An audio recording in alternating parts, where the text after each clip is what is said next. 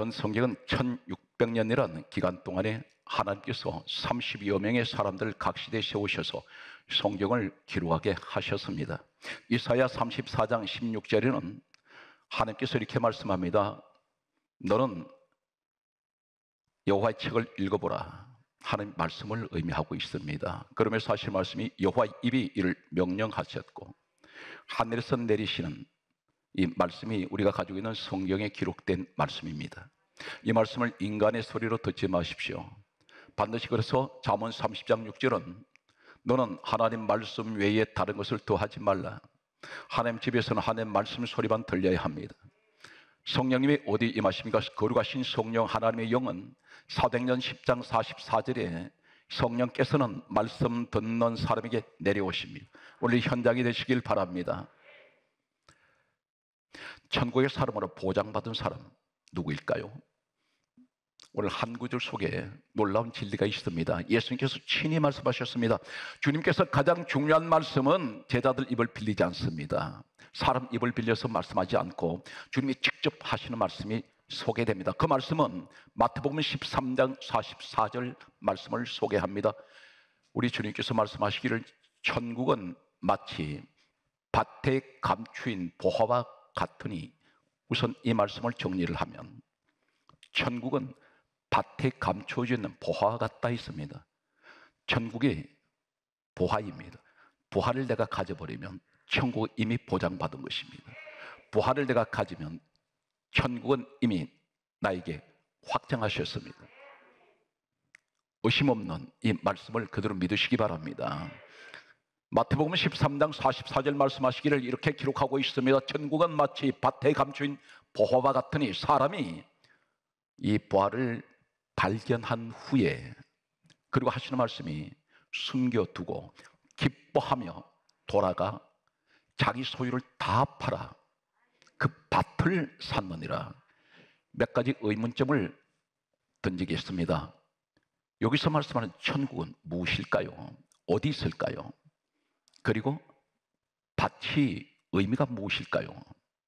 한글에서는 더 이상 우리에게 가르쳐주지 않습니다. 그 단어 자체는 다만 밭입니다. 그리고 여기서 보화는 도대체 무엇일까요? 왜 이것을 감추어뒀습니까? 또 여기에 등장하는 사람은 누구입니까? 그리고 모든 소유를 다 팔아서 보화를 샀다는 말씀이 아니라 밭을 샀다는 의미는 무엇입니까? 이런 의문점을 가지고 말씀을 접근하겠습니다. 원문을 소개하겠습니다. 영어 성경은 원문이 아닙니다. 번역된 내용이 영어 성경입니다. 헬라어, 히브리어 원문 가운데 오늘 헬라어로 기록된 오늘 신약 성경 마태복음 13장 44절을 소개하겠습니다. 천국이란 이 말은 바로 우리에게 무엇을 말씀하냐면 우라노스입니다. 우라노스. 이 원문은 우라노스란 이 똑같은 말씀이 어디에 있느냐면 사도행전 1장 11절 말씀에 보게 되면 예수님께서 33세를 일기로 감람산에서 하늘로 올라가실 때 성경 기록하는데 여기 등장하는 하늘이 우라노스입니다. 다시 말해서 천국은 하늘에 있습니다. 그래서 천국이란 마태복음 13장 44절 말씀과 사도행전 1장 11절에 말씀하는 이 하늘은 동일한 우라노스입니다. 밭이 있습니다. 놀랍게도 이 밭은 우리에게 무엇을 말씀하고 있습니까? 마태복음 13장 44절에 이 밭이란 말은 원문에는 아그로스입니다. 아그로스. 여기서 어근이 어디서 나왔냐면 아고에서 나왔습니다. 아고에서 유래된 것이 아그로스입니다. 이 아그로스란 의미가 바로 밭이라고 오늘 한글에 기록하고 있는 이 내용인데, 이 밭은 도대체 이 아그로스라는 밭이 아고에서 유래된 이 원문의 의미는 어떤 것입니까? 똑같은 아고라는 말씀이 쓰여진 것을 소개합니다. 예수님께서 십자가에서 죽으셨습니다. 그런데 성경이 이렇게 강조하고 있습니다. 예수님을 팔았던 은 30을 가지고 마태복음 27장 8절 말씀에 보면 밭을 샀습니다. 이 밭이 아고로스, 아고입니다. 이 아고로스란 이 말이 오늘 천국은 마치 밭에 감춘 이 밭과 똑같은 원문 말씀을 사용하고 있습니다. 그런데 이 밭을 가리켜서 은 30에 예수님을 팔았던 이 돈을 가지고 샀던 이 밭을 피밭이라고 기록하고 있습니다. 이 말씀이 마태복음 27장 8절 말씀에 기록을 하고 있습니다. 그런데 마태복음 27장 10절에 보게 되면 토기장이 밭값으로 지불했다고 되어 있습니다. 토기장이 밭값으로 지불한 것이 은 30이었습니다. 예수님 은 30을 가지고 예수님을 팔았던 이 돈을 가지고 샀던 이 밭을 피의 밭이라는 것입니다. 이제 성경을 구약으로 소개하겠습니다. 구약에 나타나는 피밭이 있습니다. 창세기를 기록한 사람은 예수님 말씀하셨습니다. 우린 몰랐는데 예수님 오셔서 가르쳐 주신 말씀이 예수님께서 약 1500년 전에 이 땅에 오시기 전 모세라는 사람을 통해서 창세기, 출애굽기, 레위기, 민수기, 신명기 5권의 책을 기록을 하게 됩니다. 어디에서 기록했을까요? 이 사람들이 광야로 나왔을 때 지도자 모세를 시내산 꼭대기로 올라오라고 하신 하나님은 40일 동안 40일 40일 두 번을 시내산 꼭대기에서 하나님은 이 모세를 만나시게 됩니다. 모세는 어디 사람입니까? 출애굽기 2장에 보면 출애굽 시대 사람입니다. 그럼 창세기에 태어난 사람이 아닌데 어떻게 해서 창세기 내용을 그렇게 잘 알까요? 천지 창조까지. 이것은 하나님께서 모세는 출애굽 시대에 태어났지만 시내산에서 하나님 만나실 때 하나님께서 모세 이전에 천지 창조의 역사를 자세하게 가르쳐 주셨습니다. 그 말씀을 받고 기록된 내용이 창세기입니다. 어떤 분은 뭐라고 말하냐면 모세 시대가 창세기를 기록했다. 모세 시대부터 천지 창조를 역사를 얘기하는데 아닙니다. 모세 시대로부터 지금으로 계산한다면 예수님 오신 지가 2000년 되었고 모세 시대는 그 이전에 약 1500년 전이면 모세와 지금 우리의 시대는 합치면 약 3500년이 되겠습니다. 이것이 지구 역사, 우주 역사가 아닙니다. 출애굽 시대의 사람 모세가 창세기를 그 이전에 가본 적이 없는 그 역사를 기록을 했다는 것은 하나님이 가르쳐 주셨습니다. 그래서 성경 말씀은 이렇게 기록합니다. 이사야 34장 성경 말씀 16절에 보게 되면 이렇게 기록하고 있습니다. 너는 여호와의 책을 읽어보라. 여호와께서 입이 이를 명령하셨고 쓰게 하셨다는 것입니다. 하나님이 가르쳐 주셔서 창세기 기록했습니다. 그래서 성경은 디모데후서 3장 16절에 모든 성경은 하나님의 감동으로 기록이 되었습니다. 하나님의 감동이 없으면 성경 말씀을 전할 수가 없습니다. 여기서 될 것 같습니까? 그렇지 않습니다. 성경 말씀은 이렇게 기록하고 있습니다. 성령이 함께하지 않으면 말씀이 생각나지 않습니다. 말씀을 가르칠 수 없다고 했습니다. 그러므로 오늘 이 시간 말씀 받을 때 저 말씀은 하나님 말씀을 주의 종을 통해서 전하는 말씀으로 받으실 때 믿는 자 속에 역사가 일어날 것입니다. 오늘 이 밭, 아고로스, 아고에서 유래된 이 원문의 의미는 어떤 것일까요? 이 밭이 예수님 은사무시로 팔았던 그 밭과 동일한 아고로스를 사용하고 있는 이 원문은 창세기 27장 27절에 보면 예수님께서 말씀하셨습니다. 요한복음 5장 46절에 창세기를 기록한 모세가 기록한 책을 가리켜 모세는 내게 대하여 기록하였습니다. 예수님 이야기라는 것입니다. 전 성경은 예수 그리스도를 이야기하고 있습니다. 여기에 창세기 27장 27절에 야곱이라는 사람이 아버지 앞에 나갔습니다. 그때 아버지가 이렇게 말합니다. 내 아들이 옷의 향취는 여호와의 복 주신 밭의 향취로다. 아들 몸에서 풍기는 이 냄새, 이 옷의 냄새라 했습니다. 무슨 옷을 입었을까요? 내 아들의 옷의 향취는 여호와의 복을 심는 밭의 복을 받았다는 것입니다. 여기 밭 이야기가 나옵니다. 야곱이 입었던 옷이 있습니다. 창세기 27장 16절에 보면 가죽옷을 입었습니다.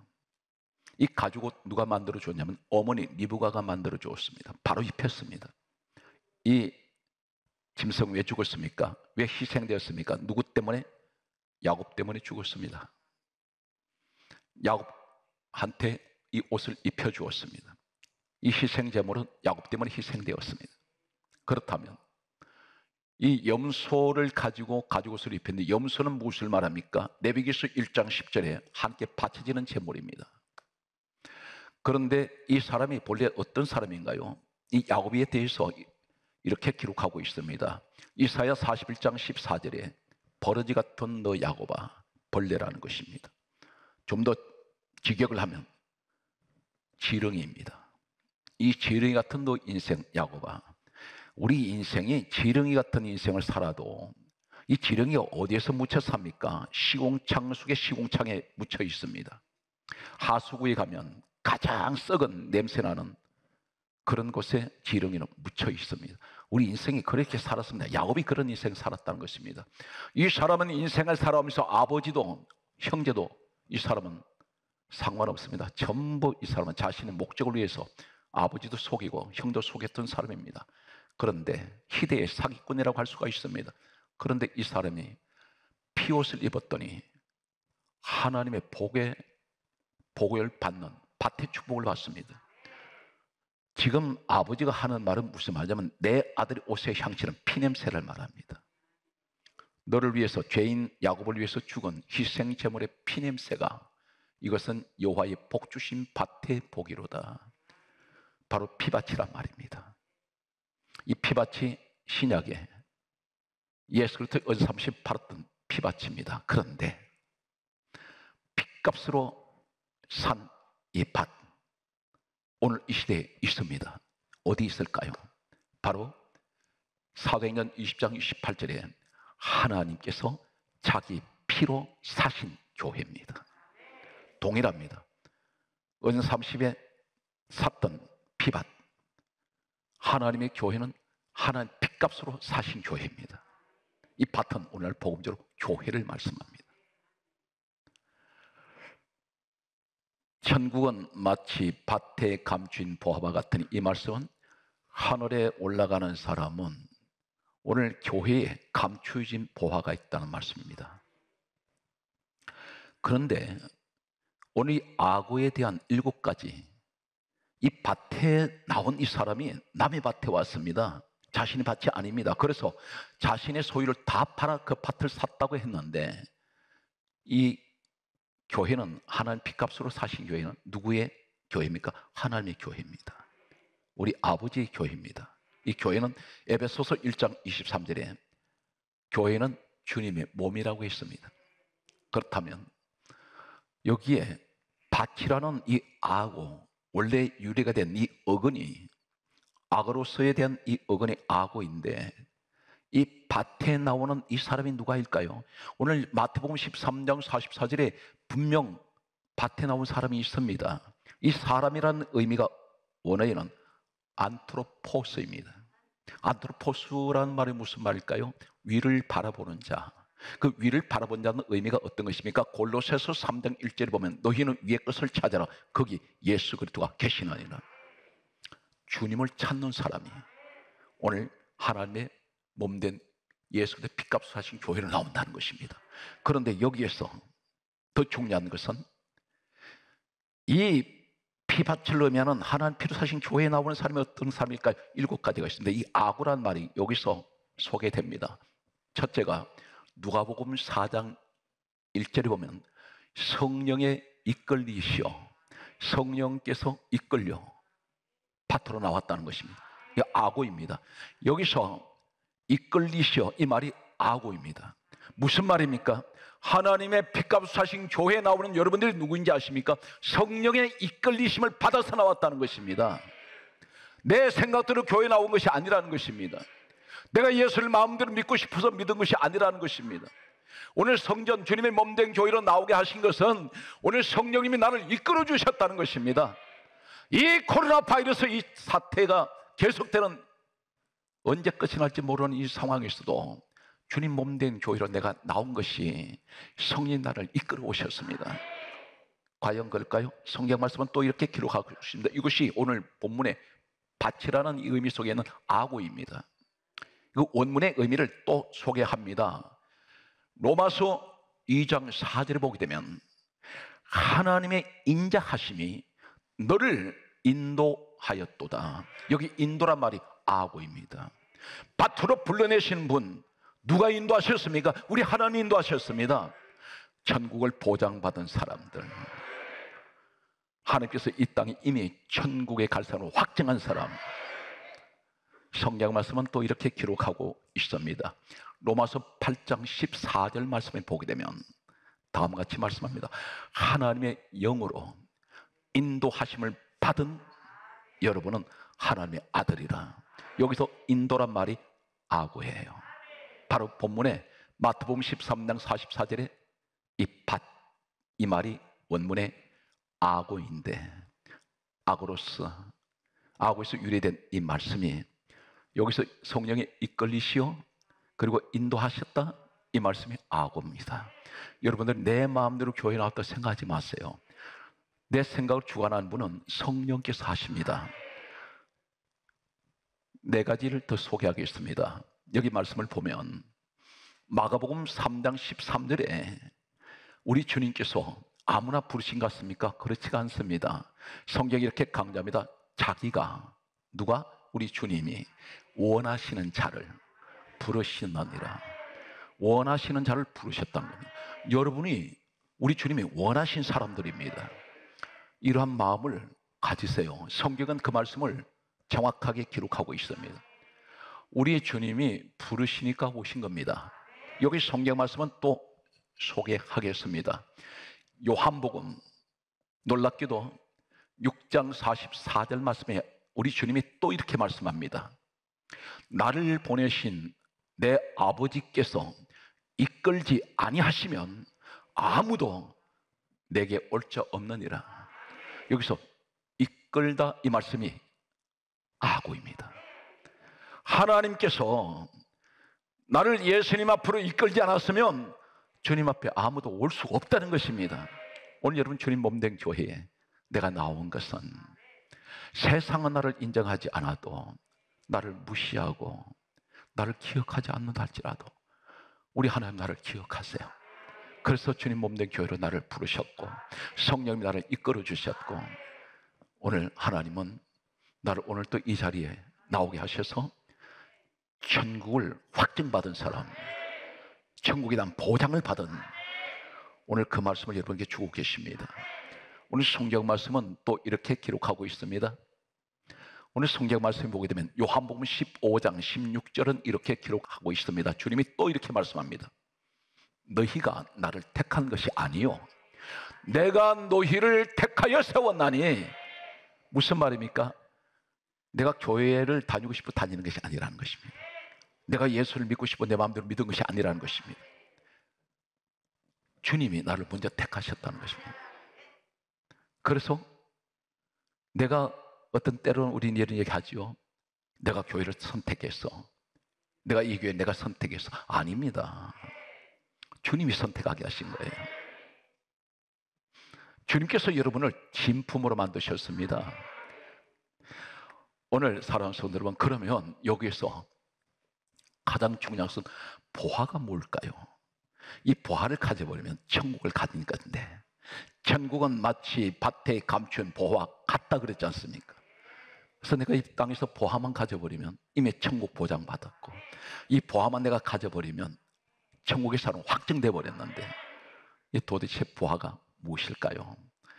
오늘 너무나 놀라운 말씀은 이 보화라는 마태복음 13장 44절의 이 보화는 원문에는 데사우로스입니다. 데사우로스. 이 말씀이 바로 뭐냐면 성경 말씀은 이렇게 기록합니다. 고린도 후서 4장 7절에 다음 같은 말씀을 하고 있습니다. 이 보배를, 이 보화를 우리가 진리 그릇에 가졌으니 흙으로 빚은 그릇.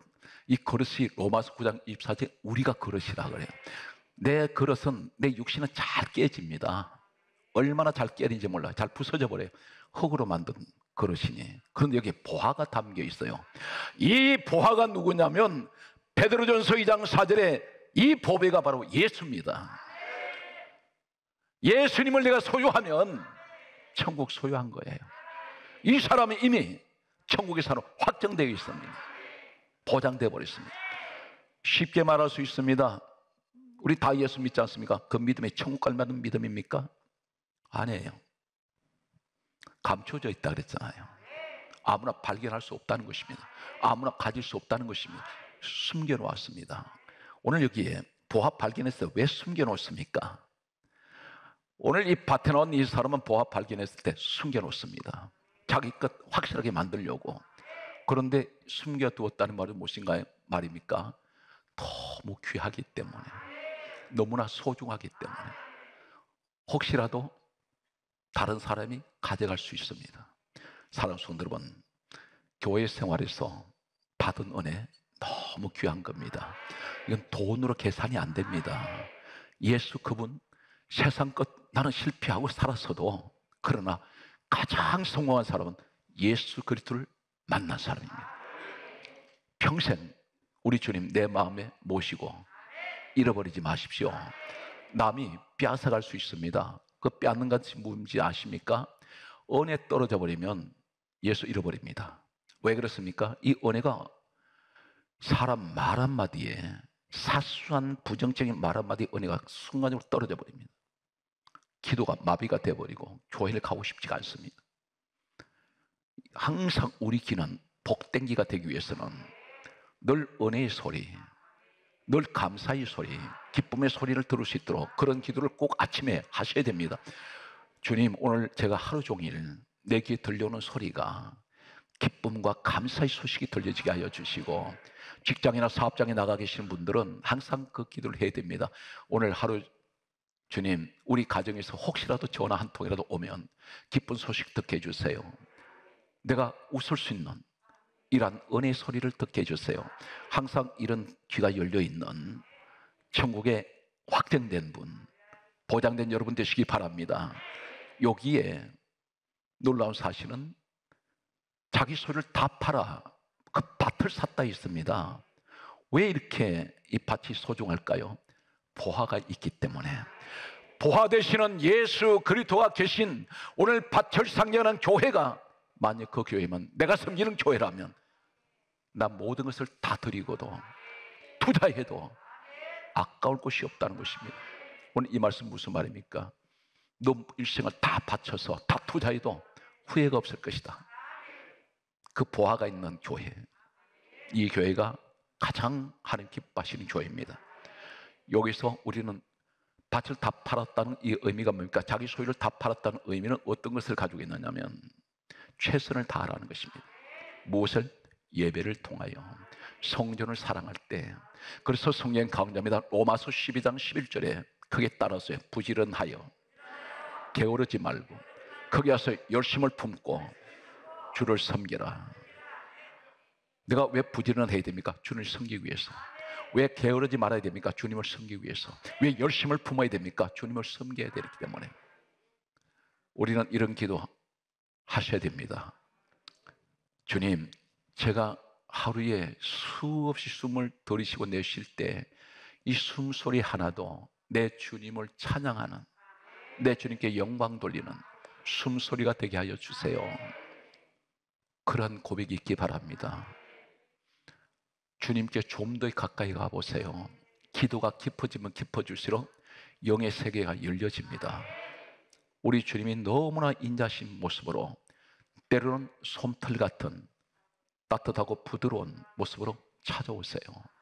오늘 또 여러분 큰 위로가 함께 하시고, 밭에 감추인 이 보화, 마지막 말씀이 결론이 되겠습니다.